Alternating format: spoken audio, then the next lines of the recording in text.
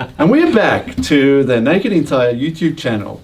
And my name is Boaz Fischer, and we have Peter Natterer. Today's discussion is quite interesting.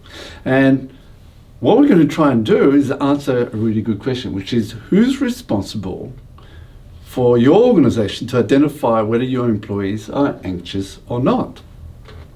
Good question. Good question. Mm-hmm. So, what is anxiety?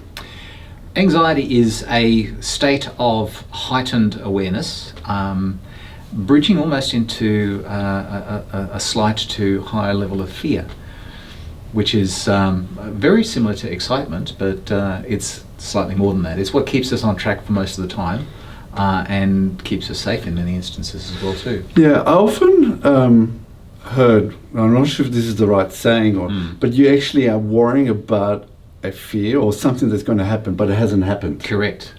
You're worrying about what you're worrying about. But, yes. And that creates a stress, which then creates the anxiety. Absolutely. Yeah. So we're all worried to some extent. As such, so I mean, anxiety or fear plays many parts. Yeah. It can protect us. Yes. From.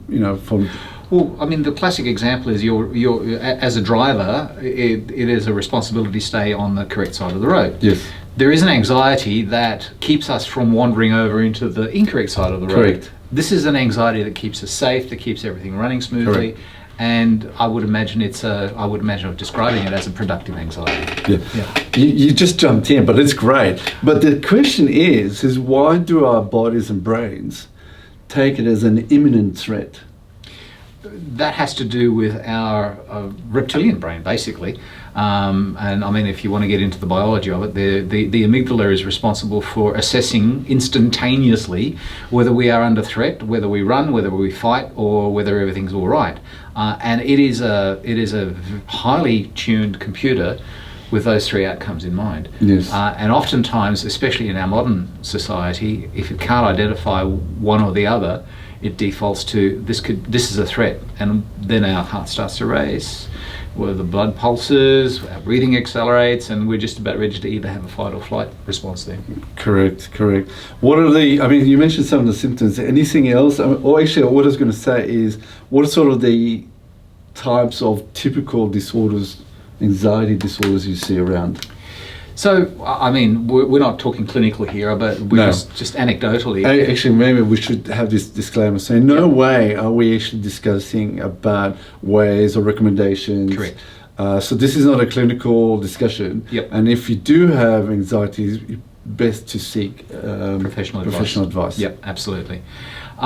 So a lot of the kinds of things are routines. So our routines are what keep us on track, but there is an anxiety. If you've ever misplaced your mobile phone, there is an anxiety that happens which goes, oh, what's going on? And I mean, comedians make light of that, but it is a real anxiety. And the stress is relieved once we find our phone. Yes. There are people that have patterns. So for instance, keys in the left-hand pocket, phone in the right-hand pocket, wallet in the back, and there's a pat-down sequence that most guys do this. Yes. Let's be real. I've got, okay, fine, I can walk out the door. Yes. Yes. This is a routine. This is driven by an anxiety. The moment that we don't have the conforming signals coming back, oh my gosh, my house keys aren't in there. Yes. We go into a mild form of panic, which is a fear response. But we also have a different type of sort of anxiety, for example, being in public. Yes. Or, a great one is doing a presentation. Yes. But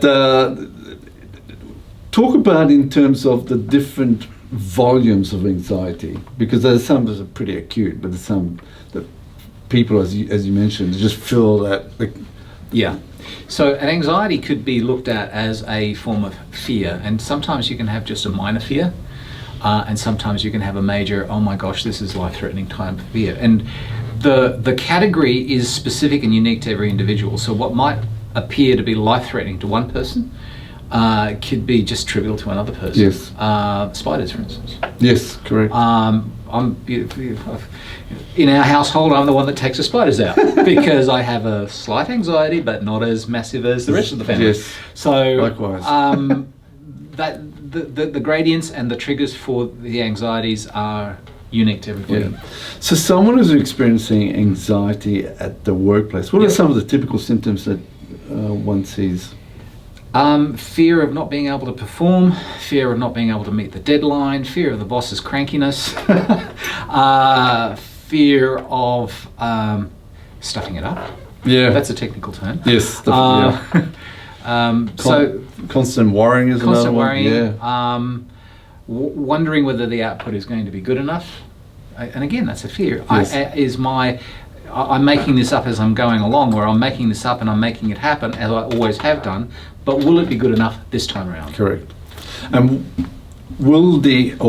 can the environment, the different environment that organizations happen to be, yes, be a catalyst for anxieties? If, for instance, you are living in a high-pressure, supercritical environment at work, where every syllable of what you say counts, then the anxiety level would be through the roof. Yeah. They will go down as you become more used to operating in that environment. In other words, you know the road rules of how to operate in that environment, but it will still be there. And that's not always a productive environment to get the outcome that the organisation needs. Conversely, you can't have such a lax environment that there's not a little bit of anxiety, I suppose, if you want to call it, that allows people to pay that attention. Yes. It's like we're sticking to this side of the road, not the other side of the road, because bad things happen on the other side of the road. Correct. So that's a nice balance in between. It sure is. So, just coming to the critical part of this video session, can employees or the people actually recognize that they might have some form of anxiety challenges? I think to a certain extent the individual realizes there is something wrong, whether that is a subconscious or an unconscious realization, or whether it's a conscious realization but they don't want to appear ineffective, weak, apply your own adjective there. They probably won't stick their hand up and say, I'm anxious about Yes, yeah. So should an employee, if they do know that they have some form of anxiety challenges, should they tell their boss? Well, the question is, would they? Should they? Absolutely. There's a couple of things at play. If you know that you are going to not do well in this, then there is a should in there. I should be able to say, this is something I can't handle for whatever reason, whether it's skills or time or whatever it is, and that will give the task or the project its due. But most of the time, people who are gradually ramping into an anxiety don't recognize it. It's a bit like, I've got all these trees around me, but I don't realize I'm in the forest. Yes, yes. So ultimately the responsibility doesn't lie with the individual unless they are really, really clever at identifying and are really genuine to themselves about it. Yeah.